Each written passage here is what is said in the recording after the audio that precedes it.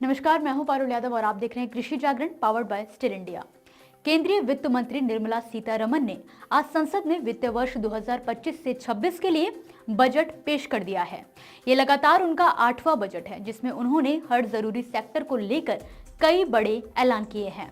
तो चलिए आपको विस्तार से बताते हैं कि केंद्रीय वित्त मंत्री निर्मला सीतारमण ने किस क्षेत्र के लिए क्या घोषणाएं की हैं और आम जनता को इसमें क्या फायदे मिले हैं। तो जैसा कि वित्त मंत्री ने बजट भाषण की शुरुआत करते हुए कहा कि ये बजट विशेष तौर पर गरीब, युवा, अन्नदाता किसान और महिलाओं पर फोकस्ड है। बजट की शुरुआत के साथ ही उन्होंने बड़ा ऐलान करते हुए किसान क्रेडिट कार्ड की लिमिट को 3 लाख रुपए से बढ़ाकर 5 लाख रुपए तक कर दिया है। इसके साथ ही वित्त मंत्री ने बजट में किसानों के लिए प्रधानमंत्री धन धान्य योजना का ऐलान किया है। राज्यों के साथ सरकार ये योजना चलाएगी जिससे 1.7 करोड़ किसानों को मदद मिलेगी। योजना के तहत गरीब, युवा, महिला किसानों की बेहतरी पर फोकस रहेगा। फार्म ग्रोथ, ग्रामीण विकास, मैन्युफैक्चरिंग पर ध्यान दिया जा रहा है।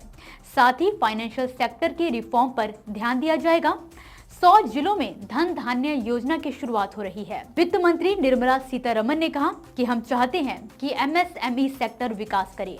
इसके लिए केंद्रीय मंत्री ने क्रेडिट गारंटी कवर को माइक्रो और स्मॉल एंटरप्राइजेस के लिए 5 करोड़ से बढ़ाकर 10 करोड़ करने का ऐलान कर दिया है, जिससे अगले 5 वर्षों में अतिरिक्त 1.5 लाख करोड़ रुपए का क्रेडिट मिलेगा। वहीं बिहार में मखाना बोर्ड बनेगा। इससे छोटे उद्योगों को विशेष क्रेडिट कार्ड मिलेगा। पहले साल 10 लाख कार्ड जारी किए जाएंगे। वित्त मंत्री ने कहा कि भारत के फुटवेयर और लेदर क्षेत्र के लिए सहायता के अलावा बिना लेदर वाले फुटवेयर के लिए योजना तैयार की गई है। इसके तहत 22 लाख रोजगार और 4 लाख करोड़ का कारोबार और 1.1 लाख करोड़ से ज्यादा निर्यात की उम्मीद है।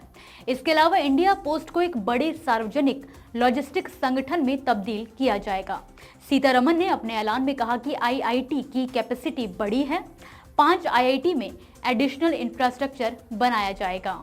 साथ ही आईआईटी पटना का विस्तार किया जाएगा। इस बजट में वित्त मंत्री ने बिहार के लिए भी कई बड़े ऐलान कर दिए हैं।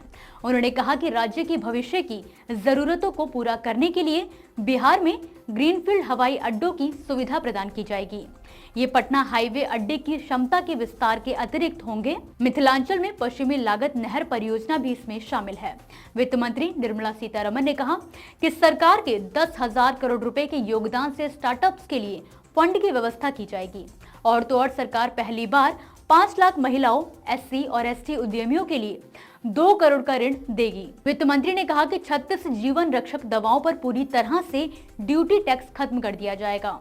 सभी सरकारी अस्पतालों में कैंसर डे केयर सेंटर बनाए जाएंगे। कैंसर के इलाज की दवाएं भी सस्ती होंगी। 6 जीवन रक्षक दवाओं पर कस्टम ड्यूटी 5% कर दी जाएगी। वित्त मंत्री ने इसके आगे बताया कि टीडीएस की प्रक्रिया को और आसान बनाया जाएगा। सीनियर सिटीजन्स के लिए टैक्स छूट दोगुनी की जाएगी। उनके लिए ब्याज पर छूट 50,000 से बढ़ाकर अब 1 लाख की जा रही है। उन्होंने कहा कि टीडीएस, टीसीएस में कमी की जाएगी। वहीं न्यू इनकम टैक्स बिल को अगले हफ्ते के लिए टाल दिया गया है।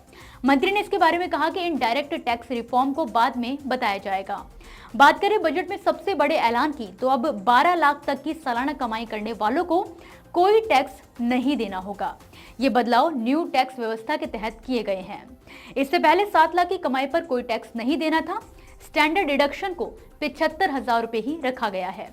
अब 24 लाख की आय पर 30% टैक्स लगेगा। वहीं 75,000 रुपए तक के स्टैंडर्ड डिडक्शन की छूट होगी।